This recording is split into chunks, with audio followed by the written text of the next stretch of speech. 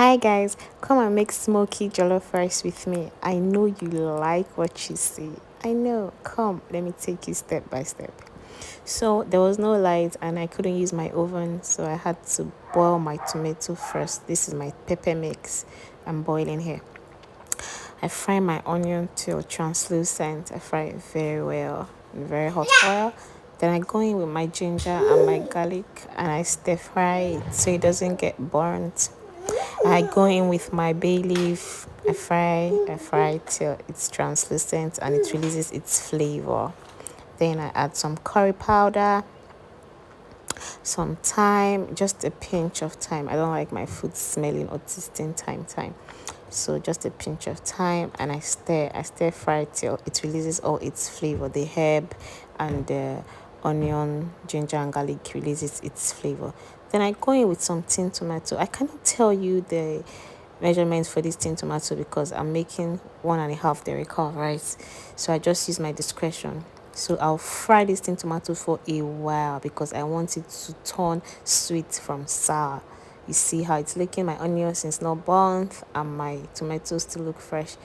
After frying it till it's now very dry and it's now tasting sweet from sour, I go in with my pepper mix that I boiled earlier. I add it. You see how red it looks, and I stir to mix well. I give it a very good stir so it mixes very well and give me that reddish pepper mix look. So here you go. It's going to look very bright. Yeah, very bright right now. You see the tomato and the pepper mix and tin tomatoes have all been mixed. Now I go in with my beef broth. This beef broth is so rich. Like I season it so well. It's super tasty. I go in with it and I see that it's not going to be enough. Let me just be generous with this my beef stock.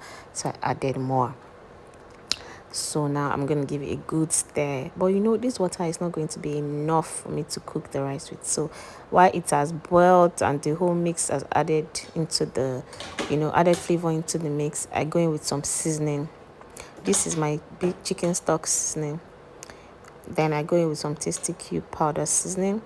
Just like half a teaspoon is what I added because the beef broth was so tasty. So I have to be careful with my seasoning so my food doesn't taste too salty. Yeah, and the seasoning cube I use is Naija pot. I didn't want to use Knorr since I already added the stock powder. So I'm going to use my Naija pot. I just used 4 cubes. Yeah. 4 cubes, so that's what I use. So I'm gonna give it a very good stir, very good stir till it mixes very well. And I don't have maggi on one side and salt on the other side. I don't add salt to my meal here because I feel like the seasoning already has salt in it, so no one's need to add extra salt. So I go in with some water, like the water that I know will be enough for me to cook my jollof rice because I hate to add water to my jollof rice, my jollof rice midway. Then I go in with my already washed rice. This rice was slightly parboiled because I feel like I don't want to add too much water to my jollof, so I don't want it to, be crunchy and it's already burning. So I parboiled it to make it soft halfway. So it only has to it just needs a little bit steam to kick it up and make it soft. So now you give it a very good stir, like stir it so well till it mixes together. Yeah. So this is what it looks like now. I've already mixed it. This is what it looks like. So now it needs steam to cook so everything will mix well. Can you see the color? So bright and beautiful. Yeah, I didn't take my bay leaf out because it's still releasing its flavor. There's no harm in cooking your jollof rice with your bay leaf till the end. So what I'm going to do now is I'm going to cover it with some foil paper to make it steam and heat up well so the rice is not strong. Leaves it, soft and all mixed. So now I've covered with the foil paper. I'm going to leave it for some time to steam. I'm going to leave it for like 15 minutes. Yeah, I won't open the pot at all. So now I open the pot after. And can you see this goodness? It's the color for me. You don't want to know how it tastes. It tastes super. Like it's so divine.